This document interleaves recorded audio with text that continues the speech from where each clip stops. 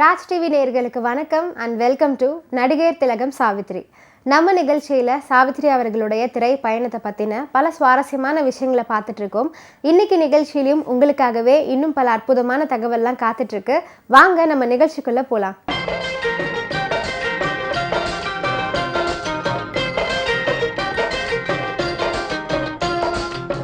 மகா நடிகை சாவித்ரி அவர்களுடைய வெற்றி திரைப்படங்களின் வரிசையில் 1958 வருஷம் வெளியான திரைப்படம் தான் பதிபக்தி அப்படிங்கிற திரைப்படம். தென்னிந்திய சினிமாவின் புகழ்பெற்ற இயக்குநர்களில் ஒருவரான பீம்சிங் அவர்களின் படைப்பில் உருவான இந்த பதிபக்தி திரைப்படத்தில் Sivaji Ganesan, Savitri, Gemini Ganesan, MN Rajam, V Nagaiah, Vijayakumari, TS Balaiah, CK. Saraswathi, KA. Thangavelu, JP. Chandrababu, MR. Santhanam போன்ற அற்புதமான நடிகர்கள்லாம் நடிச்சிருக்காங்க. திரைப்படத்திற்கு இசையமைத்தவர்கள் மெல்லிசை மன்னர்கள் விஸ்வநாதன் மற்றும் ராமமூர்த்தி. இந்த பதிபக்தி திரைப்படத்தில் மற்றும் ஒரு காட்சியில் அல்லி மற்றும் மூர்த்தி கதாபாத்திரம் இருவரும் மருதாணியில் கைகளை பதித்து சுவரில் வைப்பது போன்ற காட்சியும், பிறகு வீட்டிற்கு வெள்ளை அடிக்கும் போது அவைகள் மறைந்து போவதும் பார்ப்பவர்களின் மனதை உருக்குகின்ற காட்சிகளாக அமைஞ்சிருக்கும். இயக்குனர் பீம்சிங் அவர்களுடைய திறமையை இது போன்ற காட்சிகளில் பாராட்டாமல் இருக்கவே முடியாது அப்படின்னு தான் சொல்லணும். இந்த பதிபக்தி திரைப்படத்திற்கு பின்னணியில் பல சுவாரஸ்யமான சம்பவங்கள்லாம் இருக்குது. இந்த திரைப்படம் ஒரு மல்டி ஸ்டார் காம்பினேஷன் திரைப்படம் மட்டும் இல்லை. பதிபக்தி திரைப்படத்தை கிளாப் அடித்து தொடங்கி வைத்தவரே ஒரு பெரிய ஸ்டார் தான். அவர் வேறு யாரும் இல்லை, நடிகை பத்மினி அவர்கள் தான். மல்லிகா என்கிற திரைப்படத்தில் நடித்து கொண்டிருந்த பத்மினி அவர்கள் அதே மேக்கப்புடன் வந்து நியூட்டோன் ஸ்டுடியோவில் பதிபக்தி திரைப்படத்தை கிளாப் அடித்து தொடங்கி வைத்தார் அப்படிங்கிறது பலருக்கும் தெரியாத ஒரு அபூர்வமான தகவல். சாவித்ரி அவர்களுடன் இணைந்து ஜெமினி கணேசன் அவர்கள் நிறைய திரைப்படங்கள்ல நடிச்சிருக்காரு. அதற்கு ஒரு முக்கிய காரணம் என்ன அப்படிங்கிறத ஒரு இன்டர்வியூவில் ஷேர் பண்ணியிருக்காரு. அது என்ன அப்படின்னு பார்த்தீங்கன்னா, சாவித்ரிக்கு மிக சிறந்த கேரக்டர்களில் நடிக்க வாய்ப்பு கிடைக்கிறது அப்படிங்கிறதுக்காகவே அவர்களுடைய கணவனாய் சிவாஜியோடு பல படங்களில் நடிச்சிருக்காரு. பதிபக்தி, பாசமலர், பந்தபாசம் இந்த மாதிரி நிறைய திரைப்படங்களில் சிவாஜி கணேசன் அவர்களுடன் இணைந்து நடிச்சிருக்காரு ஜெமினி கணேசன் அவர்கள். மெல்லிசை மன்னர்களின் அற்புதமான இசையமைப்பில் உருவான பதிபக்தி திரைப்படத்தில் இடம் பிடித்த பாடல்கள் எல்லாமே இன்றளவும் ரசிக்கும்படியான பாடல்களாகவும் காலத்தால் அழியாத பொக்கிஷங்களாகவும் இடம் பிடிச்சிருக்கு. திரைப்படத்தில் இடம் பிடித்த எல்லா பாடல்களுக்கும் உண்டான வரிகளை எழுதியவர் பட்டுக்கோட்டை கல்யாணசுந்தரம் அவர்கள் தான். அன்றைய நாட்களில் மிகவும் புகழ்பெற்ற பாடகர்களான டி.எம். சௌந்தரராஜன், வி.என். சுந்தரம், பி. சுசீலா, ஜிக்கி மற்றும் ஜே.பி. சந்திரபாபு ஆகியோர்கள் படத்தில் இடம் பிடித்த வெற்றி பாடல்களை பாடியிருக்காங்க. அந்த வகையில் மெல்லிசை மன்னர்களின் இசையமைப்பில் இந்த திரைப்படத்தில் மொத்தம் 9 பாடல்கள் இடம் பிடிச்சிருக்கு. பதிபக்தி திரைப்படத்தின் பாடல்கள் பின்னணியில் நடந்த ஒரு சுவாரஸ்யமான செய்தியை சாவித்ரி அவர்கள் பதிவு பண்ணியிருக்காங்க. இந்த திரைப்படத்தில் முதல்ல எல்லா பாடல்களையும் எழுத ஒப்பந்தமான பாடலாசிரியர் கவிஞர் மருதகாசி அவர்கள் தான்.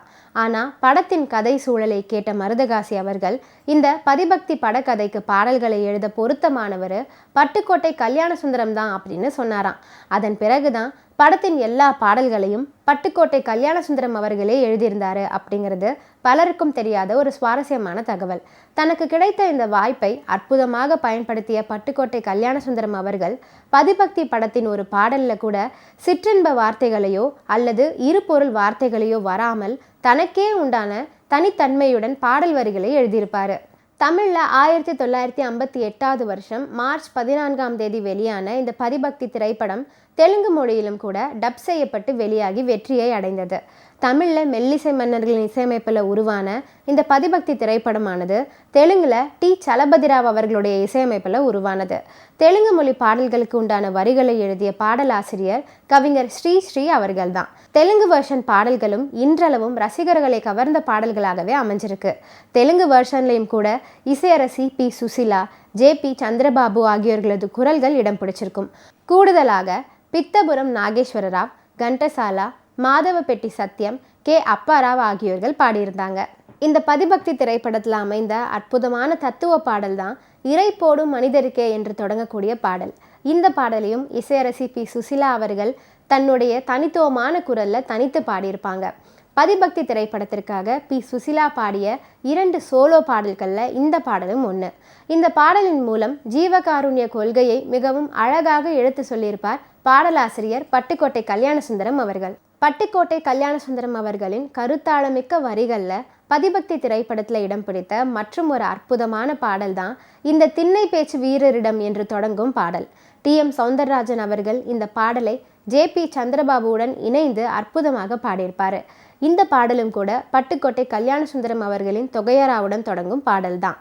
தர்மம் என்பார், நீதி என்பார், தரம் என்பார், சரித்திரத்தை சான்று சொல்வார் என்று அற்புதமான தொகையராவை எழுதியிருப்பார் பட்டுக்கோட்டை கல்யாணசுந்தரம் அவர்கள்.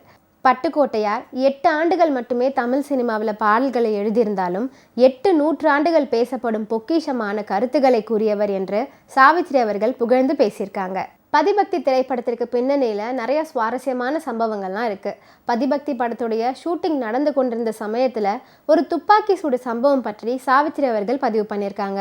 அதாவது இந்த படத்தில் ஜெமினி கணேசனை சிவாஜி கணேசன் அவர்கள் துப்பாக்கியால் சுடுவது போன்ற ஒரு காட்சி படமாக்கப்பட்டுச்சான்.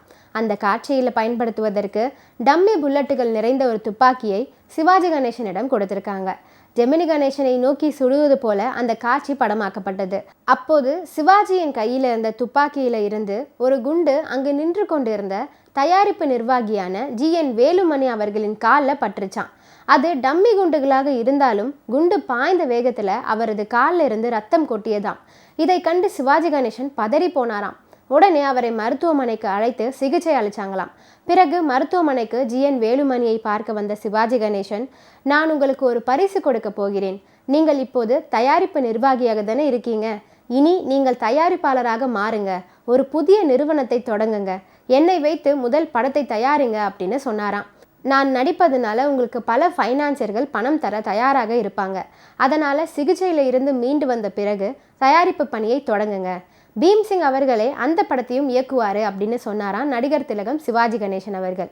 இந்த சம்பவத்தை தொடர்ந்து தான் சரவணா ஃபிலிம்ஸ் என்ற நிறுவனத்தை தொடங்கிய ஜி.என். வேலுமணி அவர்கள் சிவாஜியை வச்சு பாக பிரிவினை திரைப்படத்தை தயாரிச்சிருந்தார்.